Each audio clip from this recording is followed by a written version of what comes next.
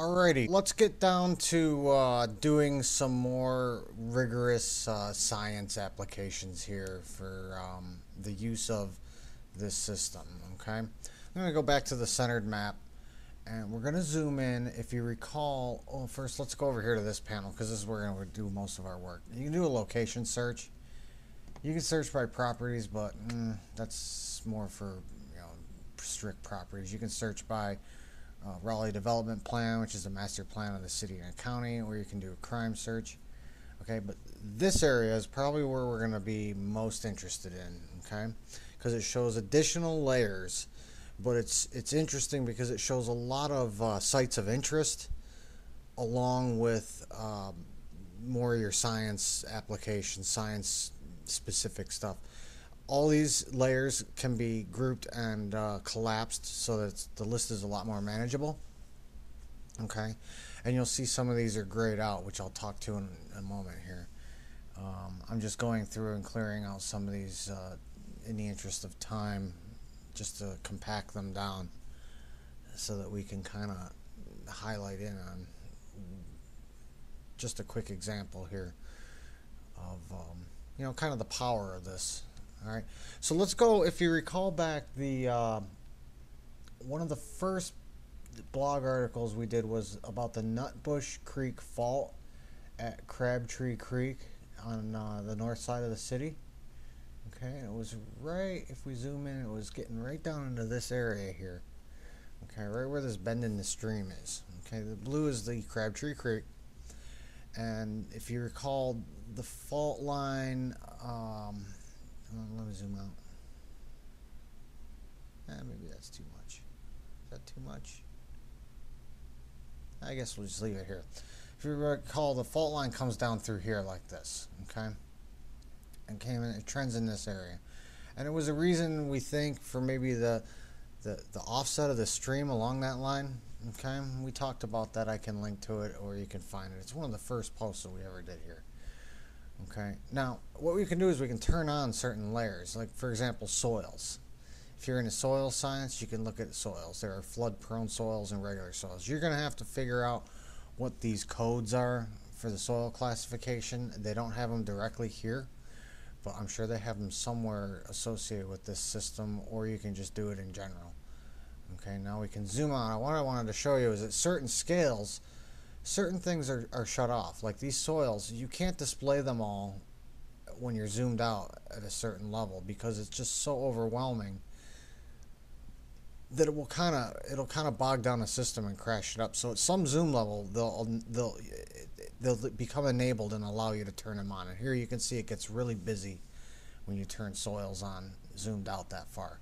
But if we zoom in, little graphics thing there, if we zoom in back to where we were and we turn soils on, you can see that it's still pretty busy, but you get a better idea what's going on. FEMA floodplains are a good one. FEMA uses GIS a lot for floodplains and with like the National Flood Insurance Program. Okay, it's been one thing I don't know is I don't know what these individual colors mean, and there's no way to really tell. What I'm doing here is you can turn down the transparency on these individual layers so that they're not so loud. You can see through them a little bit. They're translucent. So you can display more information and vary the transparency of the visual elements so that you can kind of look at more stuff at once simultaneously. You can see the shaded relief of the land surface is default, but you can also turn on topographic contour lines. These are at 2-foot intervals. That's kind of busy. Alright, so we can shut off the Wake County and the Raleigh topos at 2 foot and get to the 10 foots. Yeah, those are a little bit more tame on the eyes. Remember in contours, V's point upstream. Okay, so you can kind of see where you have little valleys that point upstream in the direction of the V's. Alright, you can also go in and turn their transparency down a little bit too. So it kind of puts it into the background, but it still gives your eye and your brain a sense of where areas are taller and lower, which is great for photography around here because, I mean, it's flat. Right? It looks like it's special here, but trust me, it's flat. Greenway trails. If you recall from the original post, I was standing on a trail. It was like a bike path, a walking path. Well, there's a greenway in here along this Crabtree Creek in this area. And they have these trails in here. There's some bridges and structures in there that you can turn on and off too, okay? But if you remember the original photograph of me standing there, and I had colored, I was right about in that area. I was standing and I had colored, one side purple, one side yellow, and then a dashed line basically where the trend of the fault is, which was right down through here, which is also where those power lines were, okay? Well, that's what that easement is, and I just turned that layer on. So you can get the idea of where, certain rights of way and easements are, okay? And that's what this greenway trail is. Now, if you zoom out, you can see that there's a lot of greenways inside the Beltline in Raleigh, North Carolina. So you can tone those down, again, in the transparency, and just kind of put them in there so you can see them, but they're not so loud and just overpowering to your eye and hiding stuff. One thing to note is some of those houses are in that floodplain. So I don't know if it's a 50-year or a 100-year or a 500-year floodplain. In practical terms, if we get a tropical storm that sneaks its way up here, okay, this far inland, those people might have cause for concern because, if you remember back, those houses right down there along the left, they're inside that FEMA floodplain. Now we'll zoom in here a little bit, and it's a little slow on the resolution. Let's bring back up those aerial photography intervals. Okay, if we go down to the end here and look at the most recent one, okay, I don't think that's it. It might be, I'm not sure. There's no way to turn, I couldn't find a way to turn the transparency of the actual photographs down. I don't know why. Maybe I'm just missing it. But you can turn the greenway trails down. Well, I thought there was a way. Maybe one of you can find it. I probably just overlooked it real quick here. Kind of cruising through this. Let's shut the floodplains off and just look. And if you recall that,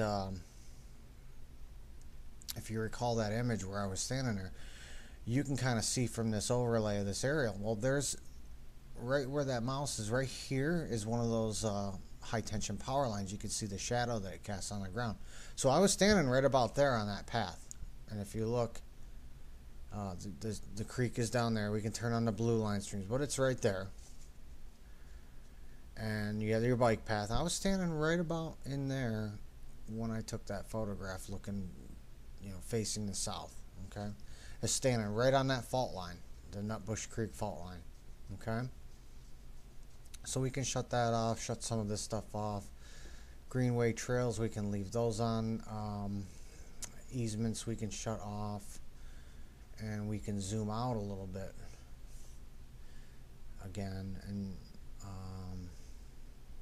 we can leave the greenway trails on. Oh, I wanted to mention utilities, subsurface utilities. If you're in the groundwater and you're looking at shallow groundwater, particularly right around the water table, it's important to note that sometimes these storm sewers and the manholes, they have invert elevations that intersect the water table. And since these pipes are not necessarily impermeable, you can have issues where groundwater is leaving the system through these pipes or entering the system through these pipes. Okay, so I just zoomed back out and I just wanted to throw that in. It's more common than not, actually. You can see the greenway trails here throughout the area. So, anyways, that's an overview of everything, and this is for the Raleigh IMAPS Geographic Information Systems,